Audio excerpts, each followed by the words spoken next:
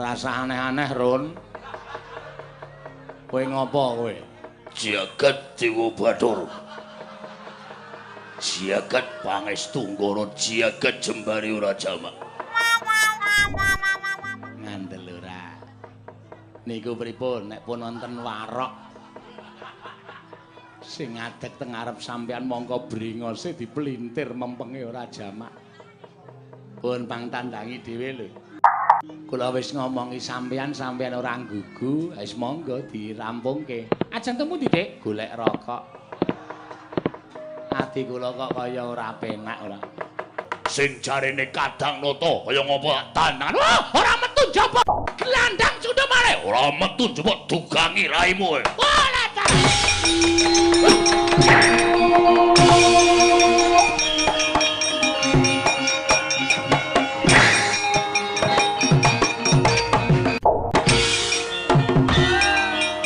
Wis ngono gawe.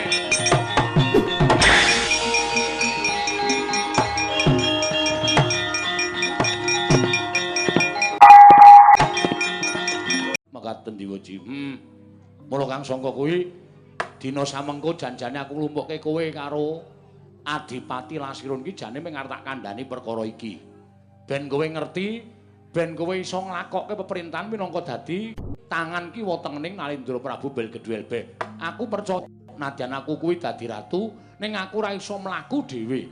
Kudu ana piyai-piyai sing mapan ana ing kiwa tengenku ting tansah bantu karo aku supaya iso mujudake negara ing adil makmur warata tias bagya mulya. Monggo tak tonton kowe kuwi pantes minangka dadi bebauning Prabu Belgedwelbeh kiwa tengenku merga kowe iki wong jujur. Kowe wong sregep, kowe wong petel. Ih, sinuwun. Ora nate minggo dalan apa kang dadi pengendikaning ratu tok estokke. Lho iki, mekaten Diyoji. Menawi sampun paduka dawuhaken badhe kula candhingga jimat. Ya. Natepana marang sumpah prasetyaning kewajibanmu minangka dadi pati aja nganti minggo dalan. Lho iki, ngestakaken dawuh. Semono uga Dipati Lasirun kowe ya tetep kudu tetep karo sumpah nalika kowe disumpah minangka dadi adipati. Aja nganti pisan-pisan kowe wani ngenggokke perintahing Nalindra. Merga nek nganti kowe wani ngenggokke perintahing Nalindra ing Lajengara Prabu Belgedwelbeh, nek nganti konangan panjenengan ingsun, aku nggunakake peperintahan sama beda dana denda, tegese ora mbau karo kapine. Nadyan to ki wong liyan kebrayan mongko labot tumraping negara tak paringi ganjaran ingkang sakmurwan. Ning nadyan to kulit daging sanak Kadang Mitra Sutresna sartaning Sentana sentanaku yen nganti kleru tumraping negara wani nerajang pernataning negara aja takon dosa. Aku dhewe ingkang bakal matrapi pidana marang Nayaka ing Lajitengara. Adipati Lasirun.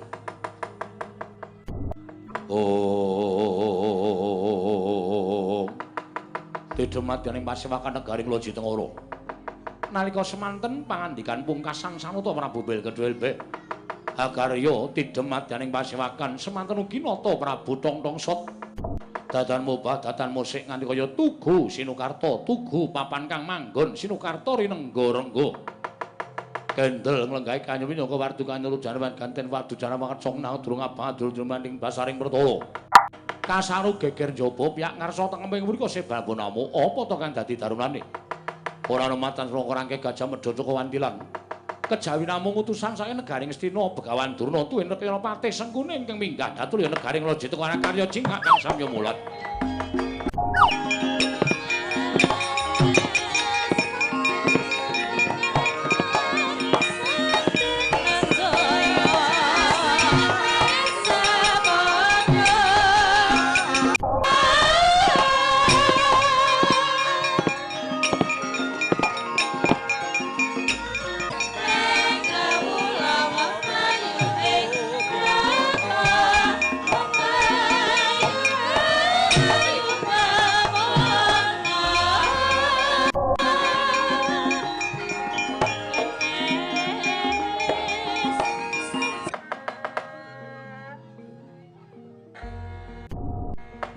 Jagat Dewa Bathara ya jagat Pangestu Nggara. Lah kok dadi ora kanyono-nyono. Pate wonten dawuh sinuwun. ana piyayi luhur sing teka ning negara Loji Tengara. Monggo bareng aku nyawang iki kok kaya padha sing ning gambar-gambar sok diumbulke cah cilik-cilik kae. Mulai boten nglintu inggih mekaten sinuwun. Mbok menawa iki kengasmane Begawan Durna. Pendhita kondang kalukengrat, kondang monyor-monyor mugi kadanguwa. Mbok menawi leres pangandika paduka Gusti kula ingkang sinuwun. Nuwun sewu Penemban. Sampun kinten kula tumambuh menapa inggih kepara saestu bilih Penemban menika ingkang para Begawan Durna. Gandhek bleguduk swalu kembol. Sumorante, hawela. Apa sing mbok ngendikake pancen bener sinuwun? Aku Pendhita Sokalima, Begawan Durna, ya Kumbayana. Pendhita ingkang kondang kalukengrat. Jagat iki persaset kebrebeken marang kumandange asmaning Begawan Durna. Pendhita ingkang kondang monyor-monyor ki ya aku. Oh, bener kok. Bekti kula kunjuk Penemban. Oh iya tak tampa. Pangestuku tampan ana ya sinuwun.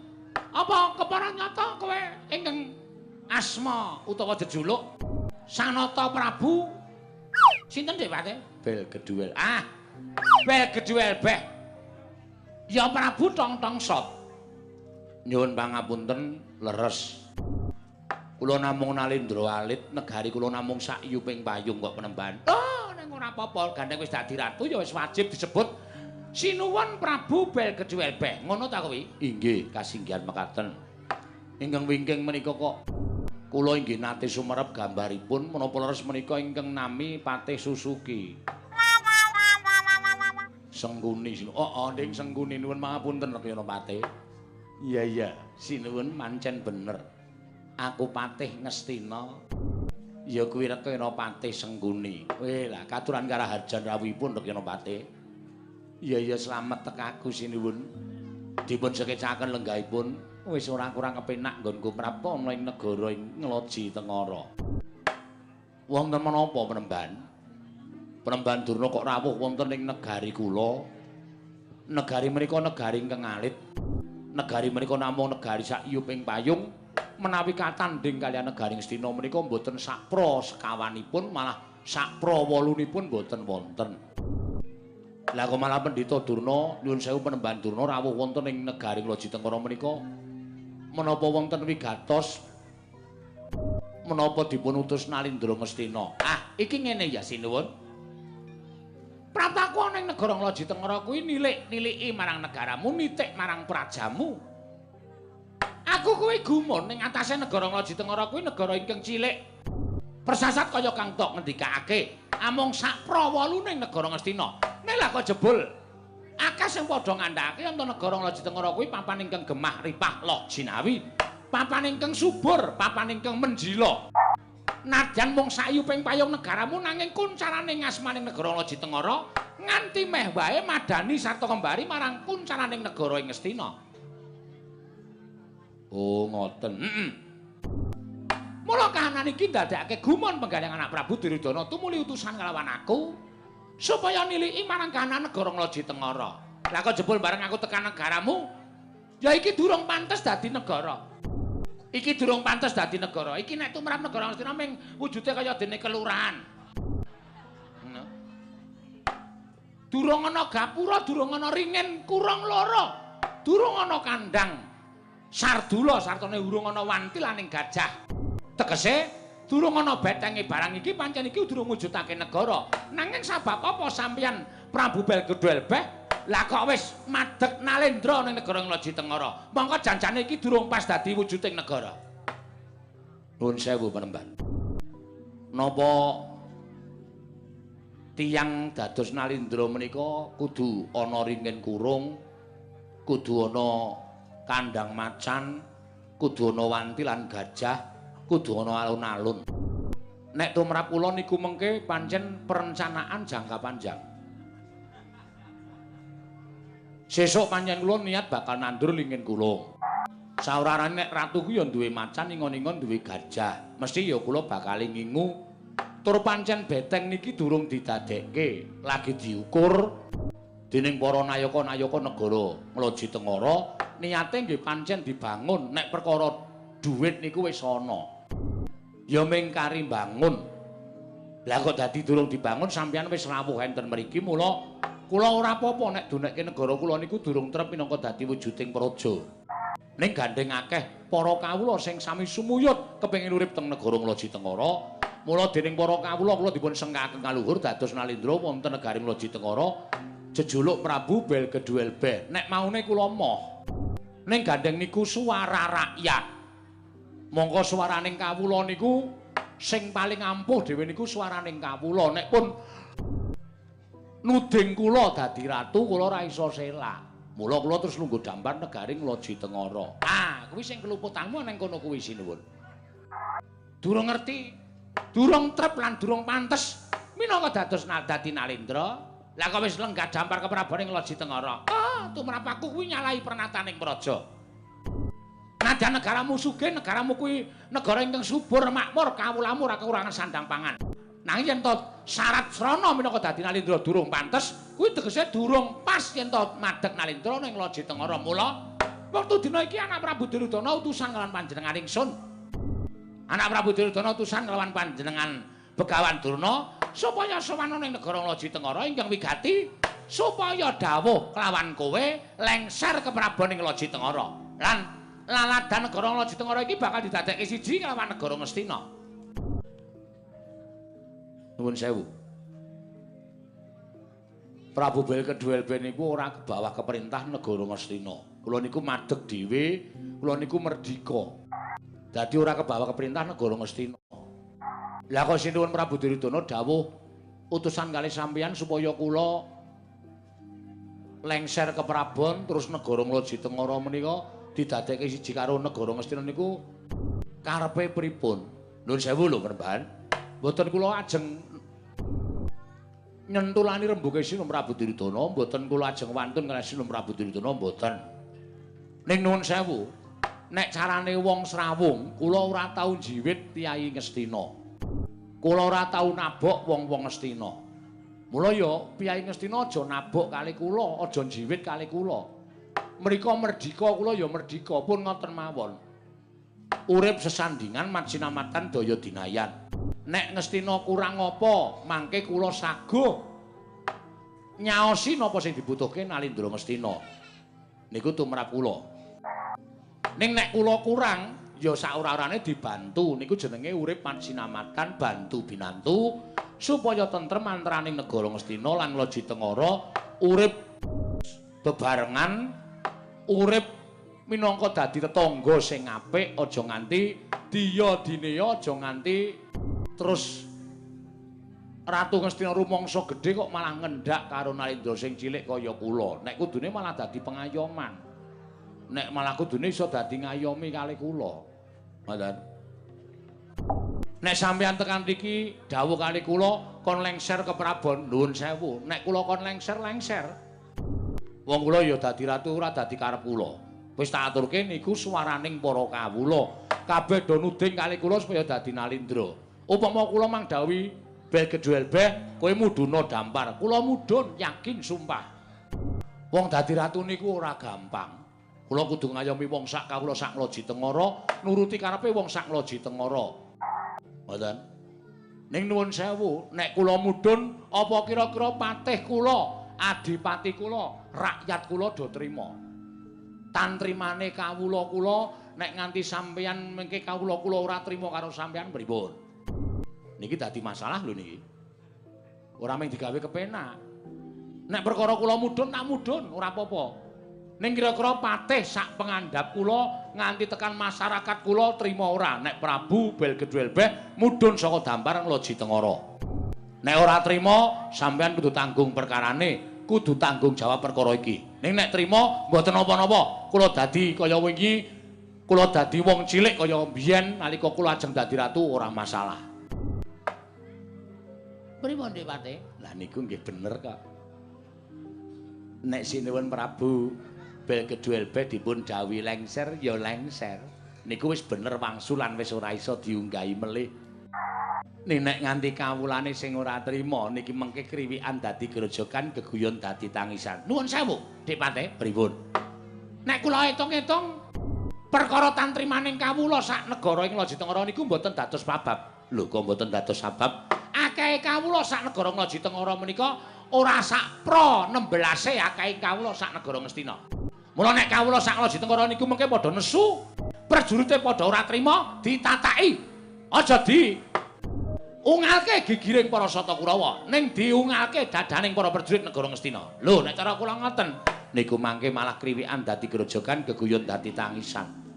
Sing maune rembug apik-apik malah dadi bentak sirah sing ora karu-karuan. Malah ngrekoso lho kula karo sampeyan. Ponto, sampeyan manut kali kula. Butuhe kula kali sampeyan kudu ngestokke daya anak Prabu Duryudana, Prabu Belgedwelbeh kudu mudhun saka Dampar. Perkara sapa sing boten trima? Oh, diajangi jembar. Diajangi jembar Dipati. Rupak wani, jembar wani, padangane wani, petengane apa meneh?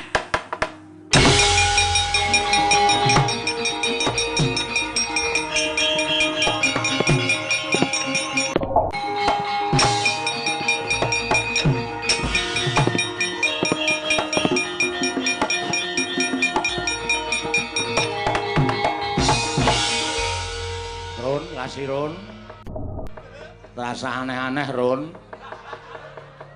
Kowe ngopo kowe? Jagat Dewa Bathara. Jagat pangestu ngono, jagat jembare ora jamak. Ngandel ora. Niku pripun nek pun wonten warok sing ngadeg teng arep sampean mongko bringose dipelintir mempenge ora jamak. Pun pangtandangi dhewe lho. Kula wis ngomongi sampean ora nggugu, wis monggo dirampungke. Ajeng temu ndi, Dik? Golek rokok. Ati kula kok kaya ora penak ora. Lho, iki sapa iki? Iki sapa kok mripate menteleng brengose diplintir? Ditepungke. Adining Sang Prabu Belgedwelbeh, Adipati Lasirun. Adipati Lasirun. Yo dasar kepuru nyoto. Lah kok dadi kowe malang kadal ning ngarepe Begawan Durna. Kowe ora ngerti tata krama, ora ngerti ento Begawan Durna ki pendhitaning Narendra Kondang Binathara. Pendhitaning Sang Prabu Duryudana pujangganing negara Ngastina. Sapa-sapa padha nyembah karo aku, sapa-sapa padha ngaosi pepadaning Begawan Durna. Lah kok dadi kowe malang kadal ning ngarepe Begawan Durna? Kowe ora ngormati karo Begawan Durna, kowe ora ngajeni karo Begawan Durna. Ora sute aku ngajeni kan. Nek negara Lajitengara kuwi wong sing kepengin diajeni ana tetembungan. Nek kepengin diajeni ngajenono. Nek kepengin diajeni ngajenono, nek kepengin dibasani basanono. Nek kowe jebul pendhitaning ratu gedhe ning ora duwe tata krama, ora duwe unggah-ungguh. Bangsat. Ron, sekono to nilai diesel wae kono malah kadang. Karepmu piye? Kajengipun sinuwun, boten kiat ngampah mubal babaling kanepsun. Ing atasipun Ratu Gusti kula sesembahan kula Sang Prabu Belgedwelbeh ingkang sampun dados sembahanipun para kawula sak negaring Lajitengara. Tekonipun suwun supados mandhap wonten ing Dampar. Sampun dados prasetyanipun Lasirun. Kenging Prabu Belgedwelbeh mandhap saking Dampar nek pun gumlundung sirahe Lasirun. Cah kendel tenan iki. Kendel mawon. Padake. Mantan sopir terminal. Kono ora kendel. Loh, lha kowe arep ngopo? Kowe arep ngopo karo Begawan Durna? Begawan Durna. Apa? Sang Nata Prabu Belgedwelbeh ora bakal mudhun saka Dampar. Taunana Windanana. Sang Nata Prabu Tongtongso tetep dadi sembahaning kawula sak Lajitengara. Sapa sing bakal gawe rusak, sapa sing bakal gawe geger negara Lajitengara. Dudu sapa-sapa sing bakal ngajangi jembar kejaba mung Adipati Lasirun. Loh, nek ngono kowe wani karo Begawan Durna? Apamu sing tak wedeni? Apa dikira aku ora ngerti karo kowe? Kowe pendhita kondang monyor-monyor mung kondange tok ning nyatane ora ana. Pendhita genthong umos, pendhita merak kecancang. Kowe tekan kene diutus Prabu Duryudana supaya nglengserake Prabu Belgedwelbeh. Delangap ucapmu ora duwe tata krama. Apa kaya ngono kuwi pendhitaning ratu? Apa kaya ngono kuwi pantes diajeni? Cetha, saiki nyata kondang jagat wis padha nekseni yen Ngastina kuwi punjer-punjere wong elek, punjer-punjere wong durhaka, punjer-punjere wong jahat. Ngendi-endi yen klebon wong Ngastina sing maune tentrem dadi kisruh, sing maune rukun dadi padha bentak sirah. Merga saka lambene wong Ngastina. Hus! Lasiron. Bela keparat bocah iki. Lah kok dadi kowe wani ngene karo aku. Wah, gugu karepe dhewe. Kowe iki meng adipati saka negara cilik. Kekuatanmu sepira? Aku nggawa Kurawa segelas papan. Yen kepengin ngranjap matimu bakal kelakon. Aku ora wedi tekaning pati. Aku ora wedi mati. Ora sandadak kowe perintah Kurawa. Aku nek wis entek batrene mati dhewe. Dadi perkara mati ora ana ing tanganing Kurawa, ning tangane sing gawe jagat. Mati uripe Lasirun ora perkara Sata Kurawa, malah saiki dadi jalaran. Nggonku njajal para Sata Kurawa. Sing jarene Kadang Nata kaya ngapa tangan. Ora metu njaba gelandang Sundamare. Ora metu njaba dugangi raimu. Ora ta.